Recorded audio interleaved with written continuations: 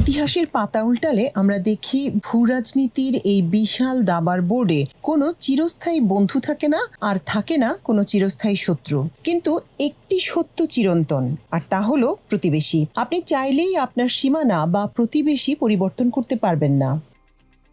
ভারতের প্রখ্যাত নীতি বিশ্লেষক, অর্থনীতিবিদ এবং সাবেক প্রধানমন্ত্রী মনমোহন সিং এর অত্যন্ত বিশ্বস্ত গণমাধ্যম উপদেষ্টা সঞ্জয় বারু সম্প্রতি একটি আন্তর্জাতিক গণমাধ্যমে অত্যন্ত সাহসী এবং চাঞ্চল্যকর এক কলাম লিখেছেন, যেখানে তিনি দিল্লি সরকারকে এক প্রকার হুঁশিয়ারি দিয়ে বলেছেন, পশ্চিমবঙ্গ তথা পূর্ব ভারতের অর্থনৈতিক মুক্তি এবং টিকে থাকার আসল চাবিকাঠি এখন আর দিল্লির হাতে নেই, তার রয়েছে ঢাকার হাতে।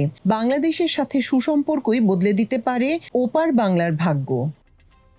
সঞ্জয় বারু তার বিশ্লেষণে ভারতের একটি নির্মম অর্থনৈতিক সত্যকে সামনে এনেছেন। তিনি স্পষ্ট ভাষায় বলেছেন, বর্তমানে ভারতের কেন্দ্রীয় সরকারের সমস্ত বড় নীতি, বাজেট এবং কর্পোরেট বিনিয়োগের দৃষ্টি এখন কেবলই গুজরাট এবং উত্তরপ্রদেশের দিকে ঘুরিয়ে দেওয়া হয়েছে। এর ফলে পশ্চিমবঙ্গ, বিহার, ওড়িশা সহ পুরো পূর্ব ও উত্তর পূর্ব ভারতের রাজ্যগুলো চরম বৈষম্য এবং অর্থনৈতিক অবহেলার শিকার হচ্ছে।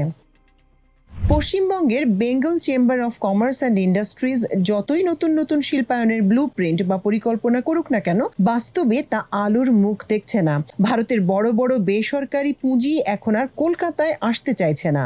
ফলে কি হচ্ছে? স্থানীয় পর্যায়ে কোনো কর্মসংস্থান তৈরি হচ্ছে না। আর এই অন্ধকারের মাঝেই পশ্চিমবাংলার জন্য আশার একমাত্র আলো হিসেবে জ্বলজ্বল করছে প্রতিবেশী বাংলাদেশ।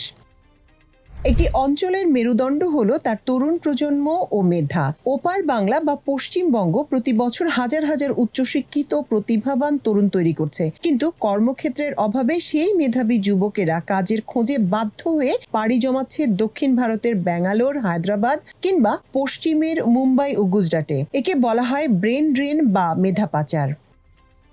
সঞ্জয় বারু আক্ষেপ করে বলেছেন, যদি এই মেধা পাচার রোধ করতে হয় তবে পূর্ব ভারতের রাজ্যগুলোকে দিল্লির দয়ার উপর ভরসা করে বসে থাকলে চলবে না, তাদের নিজেদের পায়ে দাঁড়াতে হবে। আর তার জন্য প্রয়োজন এমন একটি শক্তিশালী অর্থনৈতিক ক্ষেত্র যা ঘরের কাছেই কর্মসংস্থান তৈরি করতে পারে, আর সেই অসীম সম্ভাবনার দুয়ার খুলে দিতে পারে একমাত্র ঢাকা।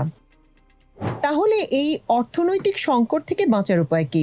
সঞ্জয় বারু ভারতের নীতি নির্ধারকদের একটি যুগান্তকারী পরামর্শ দিয়েছেন। তিনি বলেছেন, পূর্ব ভারতের রাজ্যগুলোর জন্য এখন একটি নিজস্ব ঘরোয়া লুক ইস্টার্ন পলিসি বা পূর্বমুখী নীতি প্রয়োজন, আর এই নীতির মূল কেন্দ্রবিন্দু হতে হবে ঢাকাকে। ভৌগোলিক দিক থেকে বাংলাদেশ এমন এক স্ট্র্যাটেজিক অবস্থানে রয়েছে যা ভারতের উত্তর পূর্বাঞ্চলের 7টি রাজ্য বা 7 সিস্টার্সের প্রবেশদ্বার। বাংলাদেশ, নেপাল, ভুটান এবং ভারতের উত্তর পূর্বাঞ্চলকে একত্রিত করে যদি একটি শক্তিশালী মুক্ত বাণিজ্য অঞ্চল বা অর্থনৈতিক নেটওয়ার্ক গড়ে তোলা যায়, তবে তার সবচেয়ে বড় সুবিধা পাবে পশ্চিমবঙ্গ। বাংলাদেশের বিশাল বাজার, দ্রুত বর্ধনশীল অর্থনীতি এবং উন্নত যোগাযোগ ব্যবস্থা ও বন্দরের সুবিধা ব্যবহার না করে পূর্ব ভারতের অর্থনৈতিক পুনরুজ্জীবন কোনোভাবেই সম্ভব নয়। কিন্তু এই স্বপ্নের মতো মনে হওয়া উন্নয়নের পথে সবচেয়ে বড় বাধাটি কোথায়? সঞ্জয় বারু অত্যন্ত সাহসিকতার সাথে সেই অন্ধকার দিকটিও তুলে ধরেছেন। তিনি লিখেছেন, গত প্রায় অর্ধ শতাব্দী ধরে পূর্ব ভারতের রাজনীতিতে শ্রেণী, জাতি এবং সাম্প্রদায়িক বিভেদকে রাজনৈতিক হাতিয়ার করা হয়েছে। ঘরোয়া সস্তা রাজনীতির স্বার্থে বা স্রেফ ভোটের সমীকরণে যখনই বাংলাদেশের সাথে সম্পর্কের টানাপোড়েন বা তিক্ততা তৈরি করা হয়, তার সবচেয়ে বড় খেসারত দিতে হয় পশ্চিমবঙ্গ এবং পূর্ব ভারতের সাধারণ মানুষকে। কারণ দিল্লির ভৌগোলিক দূরত্ব অনেক বেশি, কিন্তু বাংলাদেশের সীমান্ত একদম ঘরের দোরগোড়ায়। তাই সস্তা রাজনৈতিক ইশতেহার বাদ দিয়ে ভূ রাজনৈতিক ও অর্থনৈতিক বাস্তবতাকে মেনে নেওয়াই এখন ভারতের জন্য টিকে থাকার একমাত্র পথ।